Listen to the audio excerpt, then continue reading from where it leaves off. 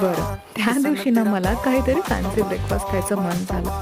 पण मला बाहेर जायचं नव्हतं कारण मला बाहेर यायचा खूप कंटाळा आलेला. विचार केला एवोकॅडो टोस्ट खाऊया.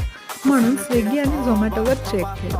तिथे त्याची प्राईस बघून विचार केला, यात तर माझं लंच आणि डिनर सुद्धा होईल जर मी ते घरी केलं तर.